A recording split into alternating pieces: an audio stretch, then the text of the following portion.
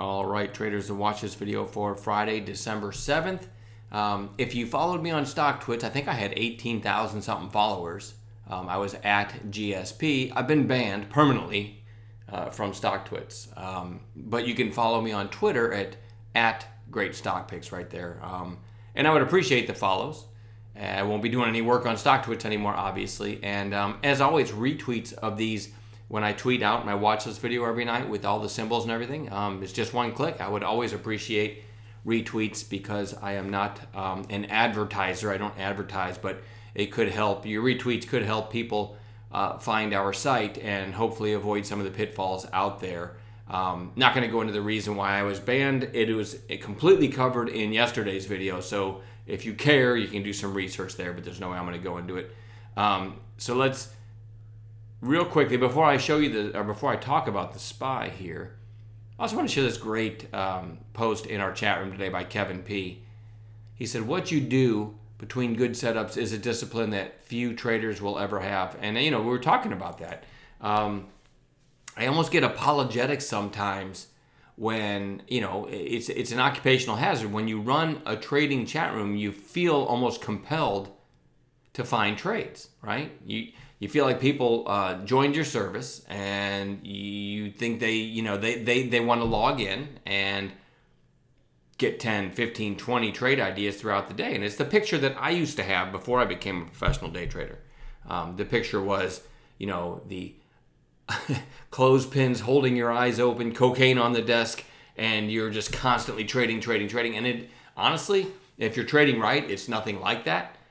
For me, it can almost be like hours of doing nothing because A+ setups are where it's at. And if you're not getting them in kind of a turmoil-filled market, sometimes doing nothing is the best thing. So I'm trying to get past the apologetic feeling for not calling a bunch of stuff throughout the day. But if it's not there, if I'm not going to take a trade, I certainly don't want to say, hey, maybe you guys could try this, but I'm not going to take it, right? So anyway, I thought that was a great post in chat today by Kevin.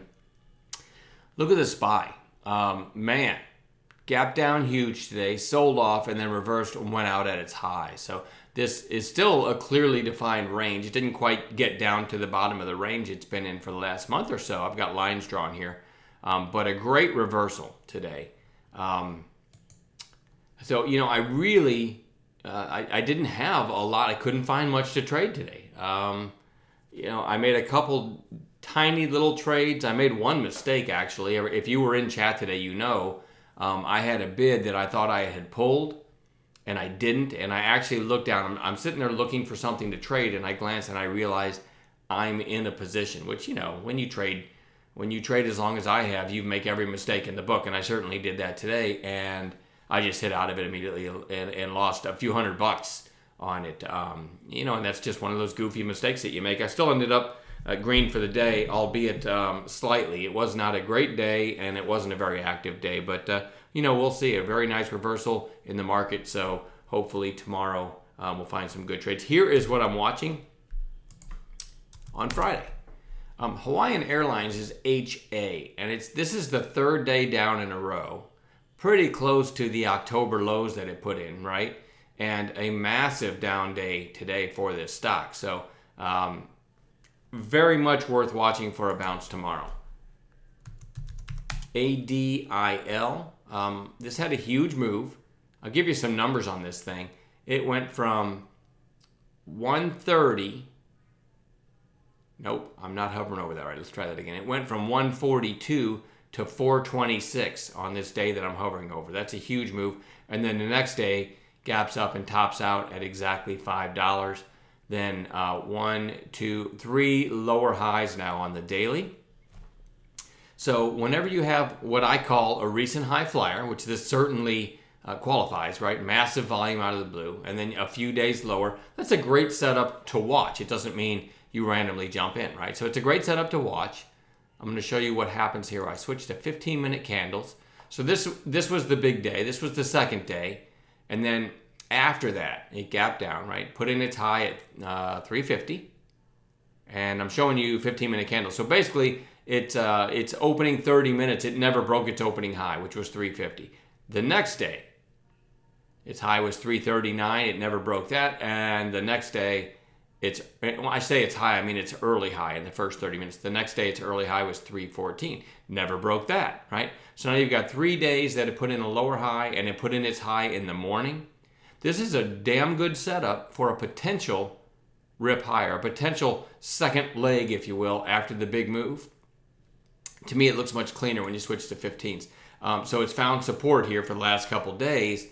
Let's see, what was today's high? Today's high was 314. Certainly looks good over 314, but that doesn't mean that's where I'm going to take it, if I'm going to take it at all. We'll see what happens tomorrow. We might get a low risk setup that triggers below 313 and below 314, knowing that a break of 314 is considered a catalyst on the daily chart because it'll be the first break of a previous day's high since the huge move, right?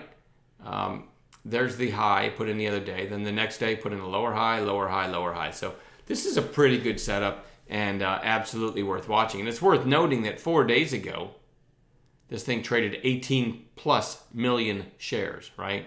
And now down today, 460,000. So this is one of my favorites going into tomorrow. Doesn't mean I'll trade it, right? It's got to give me a decent setup. CRMD in chat, I noticed at about $1.42. I said, hey guys, this is getting unusual volume and the daily chart's near a breakout.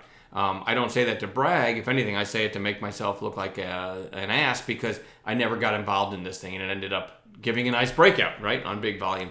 But we'll see if it gives a low risk setup tomorrow. Feels like chasing now, but ANY was the stock to trade for about a week straight, and now it's kind of grinding lower. I don't have a call in it. I don't have like, hey, I love it at this price, but you notice it did come down and hit the 20-day today.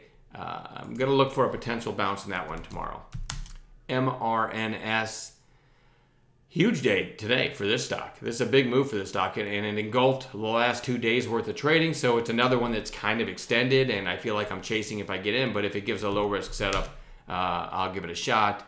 MDCA, nice volume today, very strong close. I'm going to watch that one for a possible follow-through day tomorrow. ASNS, after this big pop, it's really kind of just chopping sideways, but I like the fact that it bounced off the 8-day moving average today and put in an early high of 394. Certainly like over 4, it might maybe test these highs. So the whole number 4 might come into play tomorrow, and in the right situation, I love whole number breaks, so I'm going to keep an eye on that one. AYTU, which doesn't look like much until I zoom in here. I'll zoom in farther. All right, so you had this pop back here on 2.3 million shares, which is a lot for this stock. And then it was kind of flagging. And now you've kind of got a 2-day high right around $1.10. Today it had a huge seller. I think it was at $1.11. Correct me if I'm wrong for those of you that were in chat today and I noticed it. So I kind of love it over this 2-day high. I think that might be enough to push it through this $1.14 and then maybe give it a little bit of a squeeze. So that's kind of one of those obscure setups because you've got to kind of zoom in to even see it. But the unusual volume 4 sessions ago and then the sideways action makes me like it. And then lastly, I've got HDSN. Let me pan out to make this kind of look a little cleaner. Big volume 3 sessions ago, then it gapped down, closed strong, gapped down again today, closed strong. The whole number 2 might come into play.